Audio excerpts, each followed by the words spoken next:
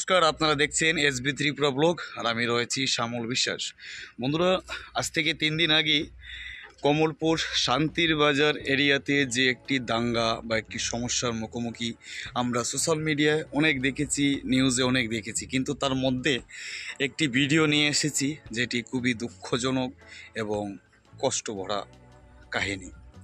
ভিডিওটি শুরু থেকে শেষ অবধি অবশ্যই দেখে যাবেন, অবশ্যই বুঝতে পারবেন, জানতে পারবেন। শিলচর থেকে আসা আগরতলা যাওয়ার উদ্দেশ্যে যে গাড়িটি রয়েছে সেটি 22শে অক্টোবর রাত্রিবেলা সেটি কমলপুর শান্তিবাজার এরিয়াতে সে ভাইটি গাড়িটি ওর বাড়ির পাশে রেখে দেয়, যাতে আগে গিয়ে যাতে ওর কোনো অসুবিধা না হয় তার জন্য। কারণ সেই দিন 23শে অক্টোবর রয়েছে, ত্রিপুরা মাতার পক্ষ থেকে ডাকা হয়েছিল স্ট্রাইক 24 ঘন্টার। তো সেই ভাইটি কী করলো, ওর ঘরের সামনে গাড়িটি রেখে দিয়ে সে ঘরে চলে যায়। স্বাভাবিক কথা, কারণ ওই দিন 23শে অক্টোবর কোনো গাড়ি চলবে না।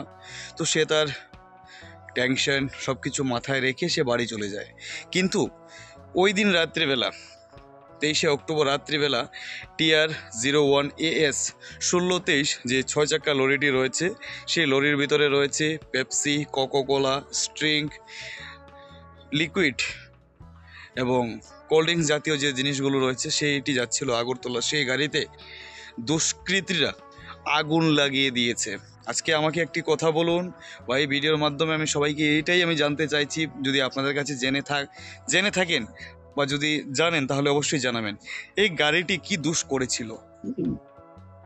ত্রিপুরা মাথা সরকারের কাছে ওনারা দাবি রেখেছেন, তাহলে এই গাড়িটা কি দোষ করেছিল? তাহলে আজকে একটি কথা বলুন, আমরা কার কাছে গিয়ে প্রশ্ন করব? তাহলে আজকে ওই গাড়িটার যে গাড়িটার মালিক রয়েছেন, গাড়িটার চালক রয়েছেন, ওনাদের আজকে ক্ষতিপূরণটা কে দেবে?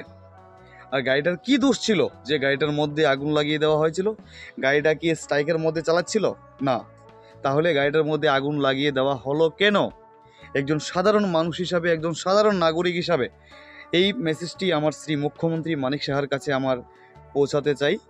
আপনারা প্লিজ দয়া করে এই যে গাড়িটা আগুন লেগেছে, এই গাড়িটার একটি সূক্ষ্ম বিচার করে দিন।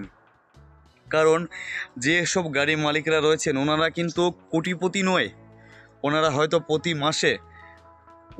প্রতি মাসে EMI TMI সব কিছু দিয়ে ড্রাইভার এবং গাড়ির মেনটেনেন্স করে হতে পারে 10 থেকে 15,000 টাকা ওনারা সেভ করতে পারেন। তাহলে আজকে ভাবুন, এই যে গাড়িটা জ্বলে পুরো রাখ হয়ে গেছে, তারপর রয়েছে মাল, পুরো গাড়িতে মাল। এই যে মালগুলো রয়েছে, এই মালগুলো কি কোনো কোম্পানি বা কোনো দোকান বা কোনো ট্রান্সপোর্ট সেটাকে কি রিসিভ করবে? কোনো দিনও করবে না। বলবে আমি জানি না, আমার পুরো মাল চাই, না হলে আমি পুরো পেমেন্টটা কাটবো। তাহলে আজকে এই যে ক্ষতিটা হয়েছে, সেই ক্ষতিপূরণটা কে দেবে? আমার শ্রী মানিক সাহা এবং মুখ্যমন্ত্রীর কাছে প্লিজ আমার ভিডিওটা পৌঁছে দিন। সবার কাছে আমার এটাই রিকোয়েস্ট, এবং আপনারা যত পারুন ভিডিওটি শেয়ার করে দিন।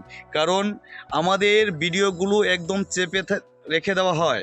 আমাদের ভিডিওগুলো, ড্রাইভারদের ভিডিওগুলো কোনো দিন কেউ শেয়ার করতে চায় না। তার কারণ আমরা সবার দুশ্মন। এই জন্য তো আমাদের প্রতিনিয়ত আমরা ক্ষতিগ্রস্ত হচ্ছি এবং আমাদের গাড়ি জ্বলে যাচ্ছে, আমরা এই হচ্ছে সেই হচ্ছে, দেখেই যাচ্ছেন। হ্যাঁ, অবশ্যই তুলে ধরবো আমাদের যত সব সমস্যাগুলো আছে, ড্রাইভারদের সমস্যাগুলো আছে, আমরা অবশ্যই তুলে রাখবো। সবাই ভালো থাকুন, সুস্থ রাখুন, সবল থাকুন, আর অবশ্যই শেয়ার করে দিন ভিডিওটি যাতে মুখ্যমন্ত্রীর কাছে গিয়ে পৌঁছায়।